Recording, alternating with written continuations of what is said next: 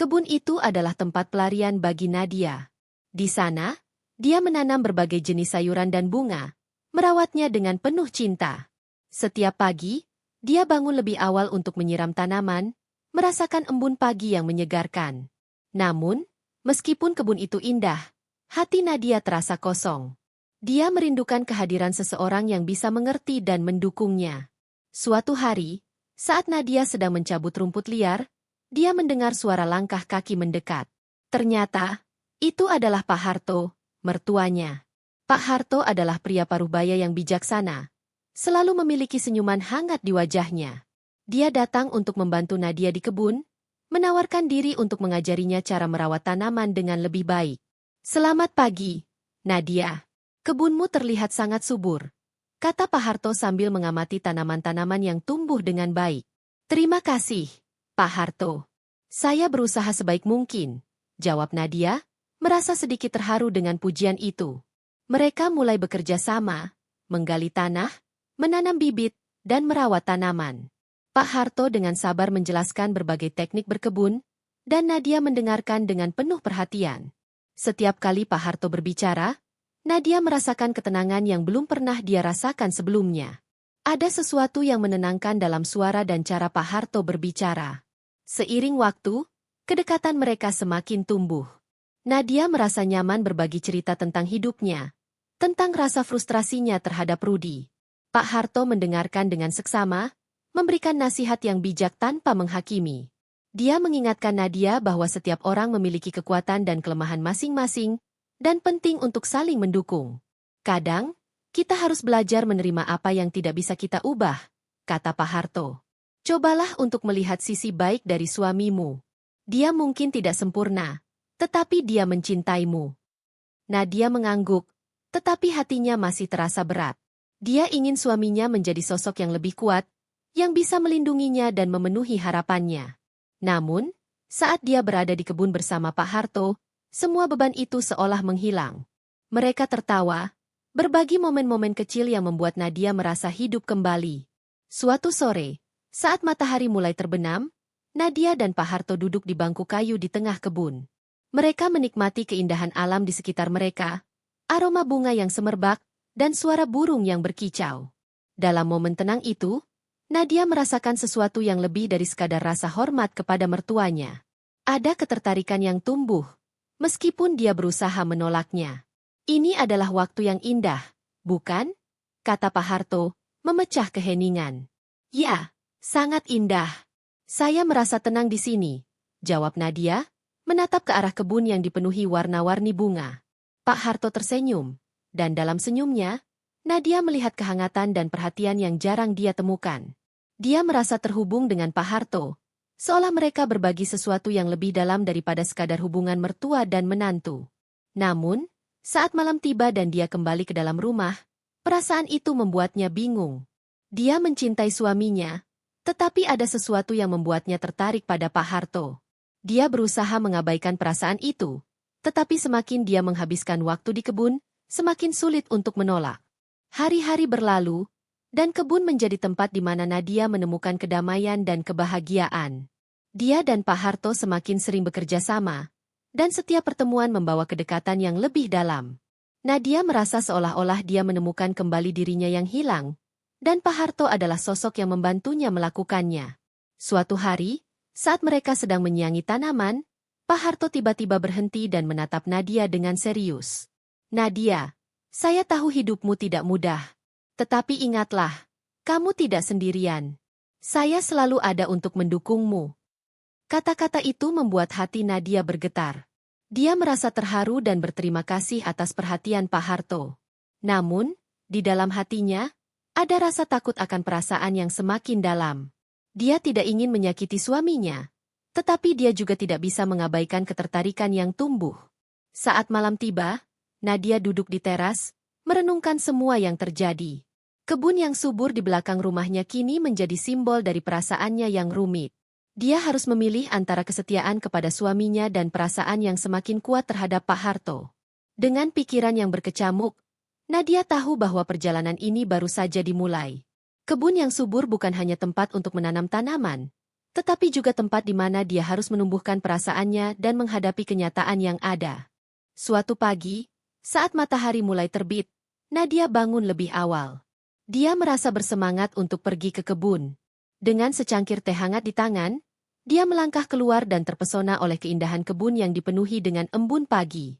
Tanaman-tanaman hijau berkilau, dan aroma bunga yang segar memenuhi udara. Dia merasa seolah-olah kebun itu adalah cerminan dari perasaannya yang mulai tumbuh. Ketika Pak Harto tiba, senyumnya yang hangat membuat hati Nadia berdebar. "Selamat pagi, Nadia. Siap untuk bekerja hari ini?" tanyanya dengan semangat. "Selamat pagi, Pak Harto." "Tentu saja, saya sudah tidak sabar," jawab Nadia, berusaha menyembunyikan perasaannya yang semakin dalam.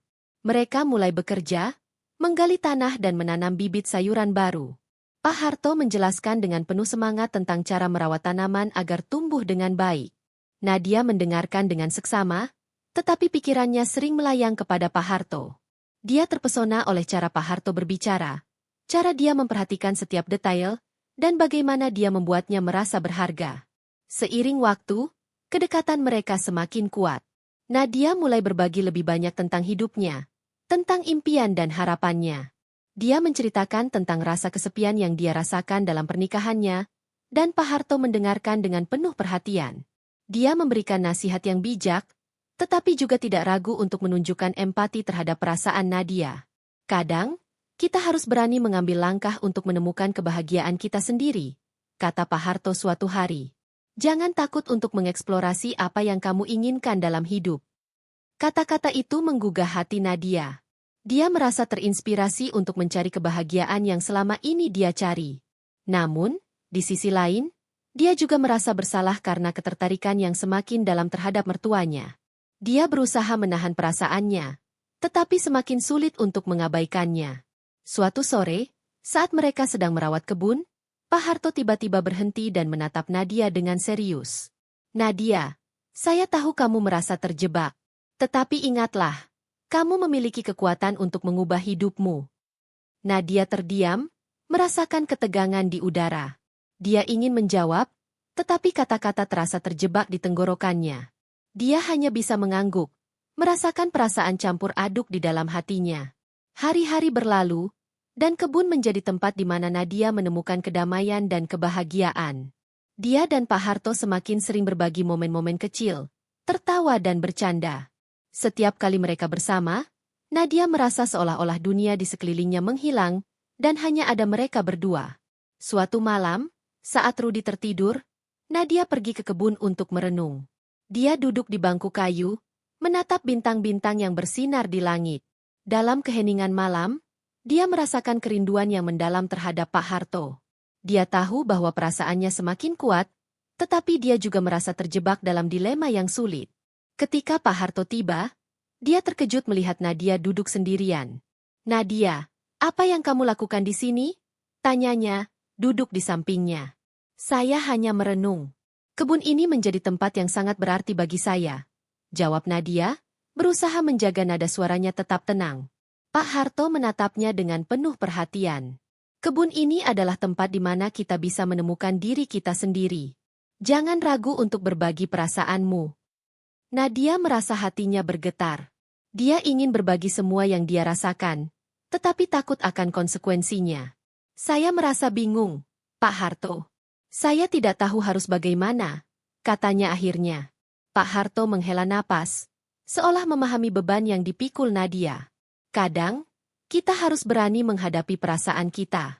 Jangan takut untuk mengeksplorasi apa yang ada di dalam hatimu." Kata-kata itu membuat Nadia merasa terinspirasi. Dia tahu bahwa dia harus menghadapi perasaannya, tetapi dia juga tidak ingin menyakiti Rudi. Dia mencintai suaminya, tetapi ketertarikan terhadap Pak Harto semakin sulit untuk diabaikan. Hari-hari berikutnya, Nadia berusaha untuk menjaga jarak dari Pak Harto, tetapi semakin dia mencoba, semakin sulit untuk melakukannya. Setiap kali mereka bertemu di kebun, perasaan itu kembali muncul. Dia merindukan kehadiran Pak Harto, senyumnya, dan cara dia membuatnya merasa hidup. Suatu sore, saat mereka sedang bekerja di kebun, Pak Harto tiba-tiba menggenggam tangan Nadia. "Nadia, saya tahu kamu merasa bingung. Tetapi ingatlah, kamu tidak sendirian. Saya selalu ada untuk mendukungmu. Sentuhan itu membuat hati Nadia berdebar. Dia merasa terjebak antara rasa bersalah dan ketertarikan yang semakin dalam. Pak Harto, saya tidak ingin menyakiti siapapun. Saya mencintai suami saya, katanya dengan suara bergetar. Saya mengerti, Nadia. Tetapi kamu juga harus mencintai dirimu sendiri. Jangan biarkan dirimu terjebak dalam situasi yang membuatmu tidak bahagia. Jawab Pak Harto, matanya penuh pengertian. Nadia merasa air mata menggenang di matanya. Dia tahu bahwa dia harus membuat pilihan. Tetapi pilihan itu terasa sangat sulit. Kebun yang subur di belakang rumahnya kini menjadi simbol dari perasaannya yang rumit. Dia harus memilih antara kesetiaan kepada suaminya dan perasaan yang semakin kuat terhadap Pak Harto. Saat malam tiba, Nadia duduk di teras, merenungkan semua yang terjadi. Dia tahu bahwa perjalanan ini baru saja dimulai. Kebun yang subur bukan hanya tempat untuk menanam tanaman, tetapi juga tempat di mana dia harus menumbuhkan perasaannya dan menghadapi kenyataan yang ada. Dengan pikiran yang berkecamuk, Nadia tahu bahwa dia harus berani mengambil langkah untuk menemukan kebahagiaan yang selama ini dia cari. Kebun itu telah mengajarinya banyak hal, termasuk tentang cinta, harapan, dan keberanian untuk menghadapi perasaannya sendiri. Setiap kali dia mengingat momen-momen indah yang dia habiskan bersama Pak Harto, hatinya bergetar. Dia teringat saat mereka tertawa bersama, saat Pak Harto menggenggam tangannya, dan saat dia merasakan perhatian yang tulus dari mertuanya. Namun, di sisi lain, dia tidak ingin menyakiti Rudy, yang selalu berusaha memberikan yang terbaik untuknya meskipun dengan segala keterbatasannya. Keesokan harinya, saat Rudy pergi bekerja, Nadia memutuskan untuk pergi ke kebun. Dia merasa perlu merenungkan perasaannya lebih dalam. Kebun itu telah menjadi tempat pelarian dan refleksi, dan dia berharap bisa menemukan jawaban di sana. Saat dia tiba, dia melihat Pak Harto sudah menunggu, tampak sibuk merawat tanaman. "Selamat pagi, Nadia. Apa kabar?" tanya Pak Harto dengan senyuman hangat. "Selamat pagi, Pak Harto. Saya baik-baik saja," jawab Nadia, meskipun hatinya bergejolak. Mereka mulai bekerja di kebun, tetapi Nadia merasa ada ketegangan di antara mereka. Dia ingin berbicara tentang perasaannya, tetapi kata-kata terasa terjebak di tenggorokannya. Akhirnya, setelah beberapa saat, dia memutuskan untuk berbicara. "Pak Harto, saya perlu berbicara dengan Anda tentang sesuatu yang penting," kata Nadia, suaranya bergetar. Pak Harto menatapnya dengan serius. "Tentu, Nadia. Apa yang ingin kamu bicarakan?" Nadia menarik napas dalam-dalam, berusaha mengumpulkan keberanian. "Saya merasa bingung dengan perasaan saya. Saya mencintai suami saya, tetapi saya juga merasakan sesuatu yang kuat terhadap Anda. Ini membuat saya merasa bersalah dan terjebak." Pak Harto terdiam sejenak, seolah mencerna kata-kata Nadia. "Nadia, perasaan adalah hal yang kompleks. Tidak ada yang salah dengan merasakan ketertarikan. Yang penting adalah bagaimana kamu menghadapinya." Nadia merasa air mata menggenang di matanya. "Saya tidak ingin menyakiti Rudy. Dia adalah suami saya, dan saya mencintainya.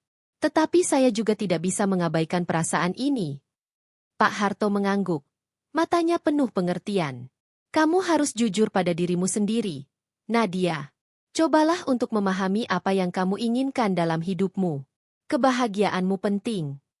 Mendengar kata-kata itu, Nadia merasa terinspirasi. Dia tahu bahwa dia harus menghadapi perasaannya dan membuat pilihan yang sulit.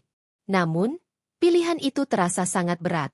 Dia tidak ingin kehilangan Rudy, tetapi dia juga tidak bisa mengabaikan ketertarikan yang semakin dalam terhadap Pak Harto.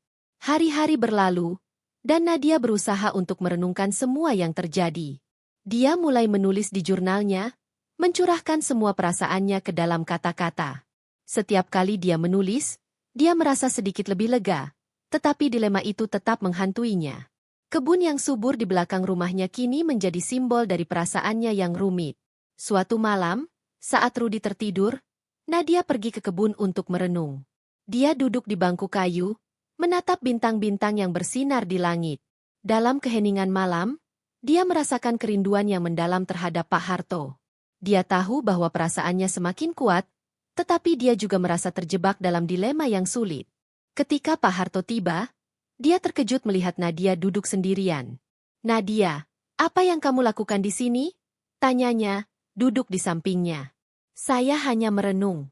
Kebun ini menjadi tempat yang sangat berarti bagi saya," jawab Nadia, berusaha menjaga nada suaranya tetap tenang. Pak Harto menatapnya dengan penuh perhatian. "Kebun ini adalah tempat di mana kita bisa menemukan diri kita sendiri. Jangan ragu untuk berbagi perasaanmu." Nadia merasa hatinya bergetar. Dia ingin berbagi semua yang dia rasakan, tetapi takut akan konsekuensinya. "Saya merasa bingung, Pak Harto. Saya tidak tahu harus bagaimana," katanya akhirnya. Pak Harto menghela napas, seolah memahami beban yang dipikul Nadia. "Kadang, kita harus berani menghadapi perasaan kita. Jangan takut untuk mengeksplorasi apa yang ada di dalam hatimu." Kata-kata itu membuat Nadia merasa terinspirasi. Dia tahu bahwa dia harus menghadapi perasaannya, tetapi dia juga tidak ingin menyakiti Rudy. Dia mencintai suaminya, tetapi ketertarikan terhadap Pak Harto semakin sulit untuk diabaikan.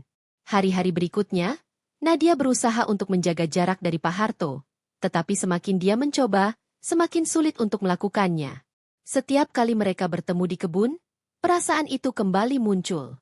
Dia merindukan kehadiran Pak Harto, senyumnya, dan cara dia membuatnya merasa hidup.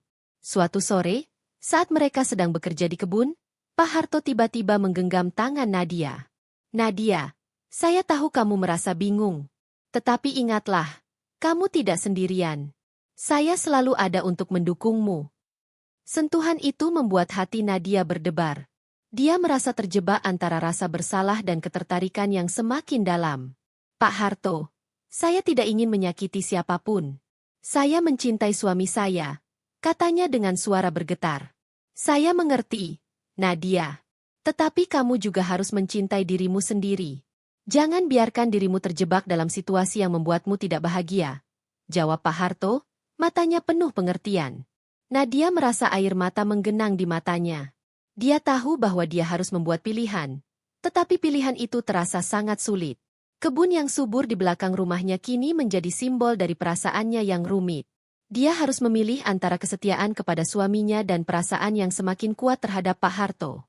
Saat malam tiba, Nadia duduk di teras, merenungkan semua yang terjadi. Dia tahu bahwa perjalanan ini baru saja dimulai. Kebun yang subur bukan hanya tempat untuk menanam tanaman, tetapi juga tempat di mana dia harus menumbuhkan perasaannya dan menghadapi kenyataan yang ada. Dengan pikiran yang berkecamuk, Nadia tahu bahwa dia harus berani mengambil langkah untuk menemukan kebahagiaan yang selama ini dia cari. Kebun itu telah mengajarinya banyak hal, termasuk tentang cinta, harapan, dan keberanian untuk menghadapi perasaannya sendiri. Akhirnya, Nadia memutuskan untuk berbicara dengan Rudy. Dia tahu bahwa dia tidak bisa terus bersembunyi dari perasaannya. Dia harus jujur kepada suaminya, meskipun itu akan menyakitkan. Dia ingin memberi Rudy kesempatan untuk memahami apa yang terjadi dalam hidupnya. Suatu malam, saat Rudy pulang dari kerja, Nadia mengundangnya untuk duduk di teras. "Rudy, ada sesuatu yang ingin saya bicarakan denganmu," katanya, suaranya bergetar. Rudy menatapnya dengan cemas. "Ada apa, Nadia? Kamu terlihat serius." Nadia menarik napas dalam-dalam, berusaha mengumpulkan keberanian. "Saya merasa bingung dengan perasaan saya. Saya mencintaimu, tetapi saya juga merasakan sesuatu yang kuat terhadap Pak Harto. Ini membuat saya merasa bersalah dan terjebak." Rudy terdiam, matanya melebar. "Apa maksudmu, Nadia? Kamu tidak bisa serius." Nadia merasa hatinya hancur melihat reaksi Rudy. "Saya tahu ini sulit untuk diterima, tetapi saya tidak bisa terus berbohong. Saya ingin kamu tahu apa yang saya rasakan." Rudy menunduk, tampak bingung dan terluka. "Saya tidak tahu harus berkata apa. Saya selalu berusaha memberikan yang terbaik untukmu." Nadia merasa air mata mengalir di pipinya. "Saya tahu, Rudy. Kamu adalah suami yang baik. Tetapi saya juga harus jujur pada diri saya sendiri." Setelah beberapa saat, Rudy mengangkat kepalanya. "Saya tidak ingin kehilanganmu, Nadia. Tetapi saya juga tidak bisa memaksa kamu untuk mencintai saya." Nadia merasa hatinya hancur. Dia tahu bahwa dia harus membuat pilihan, tetapi pilihan itu terasa sangat sulit. Kebun yang subur di belakang rumahnya kini menjadi simbol dari perasaannya yang rumit. Dia harus memilih antara kesetiaan kepada suaminya dan perasaan yang semakin kuat terhadap Pak Harto. Dengan air mata yang mengalir, Nadia tahu bahwa perjalanan ini baru saja dimulai. Kebun yang subur bukan hanya tempat untuk menanam tanaman, tetapi juga tempat di mana dia harus menumbuhkan perasaannya dan menghadapi kenyataan yang ada. Dia harus berani mengambil langkah untuk menemukan kebahagiaan yang selama ini dia cari.